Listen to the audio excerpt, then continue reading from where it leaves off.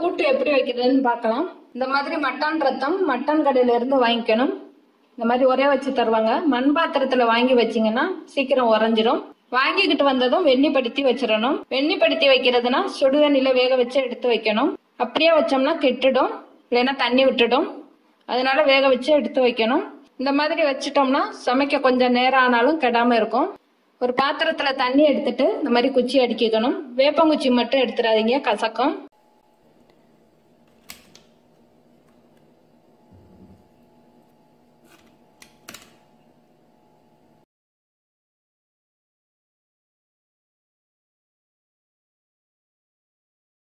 இந்த ரத்தத்தை வாழை இலையில எடுத்து குச்சி மேல வச்சு வேக வைக்க போறேன். ஓரளவு வெந்ததும் தண்ணியில சேர்த்து வேக வைக்கலாம். இப்படியே சேர்த்தோம்னா பாத்திரத்துல ஒட்டிக்கும், தண்ணியிலையும் கலந்துரும். இந்த மாதிரி வாழை இலையில எடுத்து குச்சி மேல வச்சு வேக வைக்கிறேன்.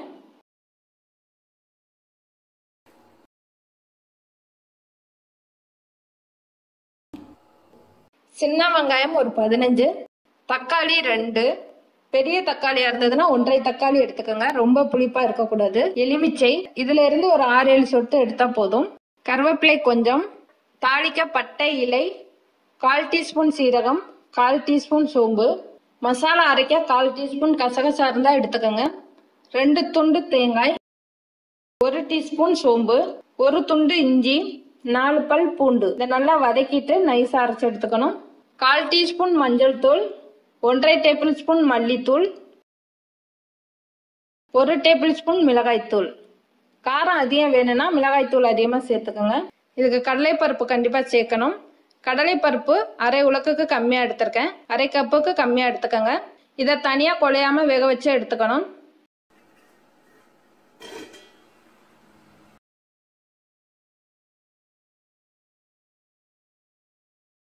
இப்போ ஓரளவு ரத்தம் வெந்துடுச்சு. இப்ப தண்ணியில சேர்த்து வேக வைக்கலாம். குச்சியை எடுத்துட்டும் வேக வைக்கலாம். நான் குச்சி மேல வச்சே வேக வைக்கிறேன். அப்பதான் அந்த கசடெல்லாம் போகும், நல்லா வேகும். கடலைப்பருப்பை அலசி தனியா வேக வைக்கணும். இப்போ அது நல்லா வெந்துடுச்சு, எடுத்து தனியா ஆற வைக்கலாம். இந்த மாதிரி ஒரு குச்சியை வச்சு வெந்துடுச்சான்னு பாத்துக்கோங்க.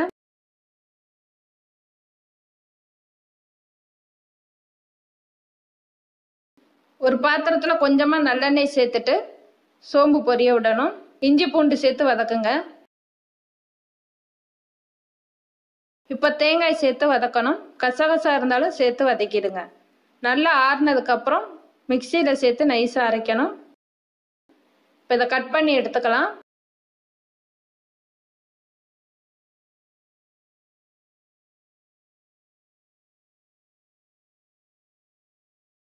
கொஞ்சம் ரொம்ப பெருசா இருக்கிறதா இந்த மாதிரி குறுக்க கட் பண்ணிட்டு சின்ன சின்னதா சதுரம் சதுரமா கட் பண்ணி எடுத்துக்கணும்.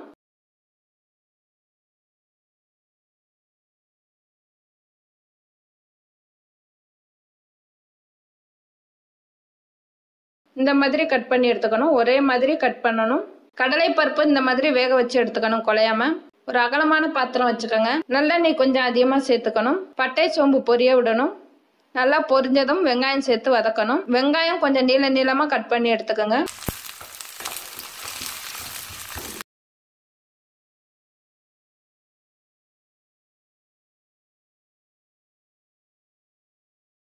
கருவேப்பிலை,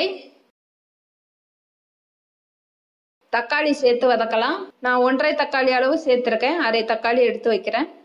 தக்காளி நல்லா கரையணும். இப்போ மசாலாவை நைஸா அரைச்சு எடுத்துக்கிறேன். தக்காளி நல்லா கரைஞ்சிடுச்சு. மிளகாய் மல்லி சேர்த்து வதக்கலாம்.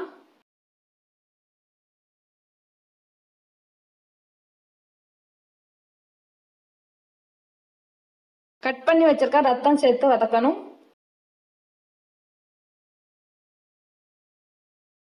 ஒரு நிமிஷம் வதக்கி விடுங்க.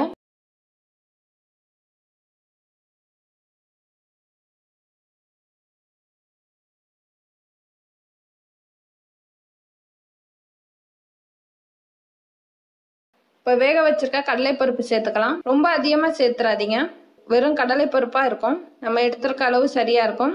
கொஞ்சமா தண்ணி சேர்க்கணும், நிறைய சேர்த்துடக்கூடாது. தேவையான அளவு உப்பு, 1 டம்ளர் அளவு தண்ணி சேர்த்துக்கோங்க.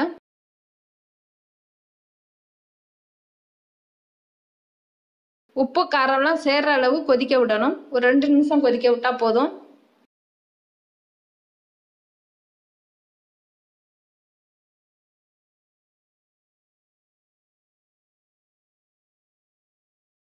இப்போ அரைச்சி வச்சிருக்க மசாலா சேர்த்துக்கலாம்.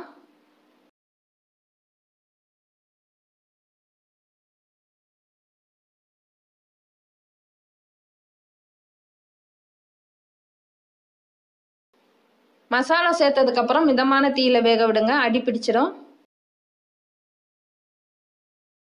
ஒரு 2 நிமிஷம் வேக விட்டா போதும். இந்த அளவு எலுமிச்சை சாறு எடுத்து வச்சிருக்கேன். இதுல இருந்து 1/4 தரம் மட்டும் பிழிஞ்சு எடுத்திருக்கேன். இறக்கையில சேர்த்து கிளறி இறக்கலாம். ரத்தம் பருப்பெல்லாம் சேர்ந்துருக்கனால சீக்கிரம் கெட்டுடும், அதனால இதை கலந்து இறக்கணும்.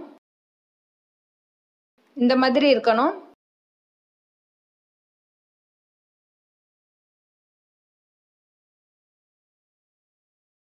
இந்த அளவு சரியா இருக்கும். ஆறுனதுக்கு அப்புறம் இன்னும் கெட்டி ஆயிடும். இப்போ எலுமிச்சை சாறு சேர்க்கிறேன், சேர்த்து கலந்து இறக்கணும்.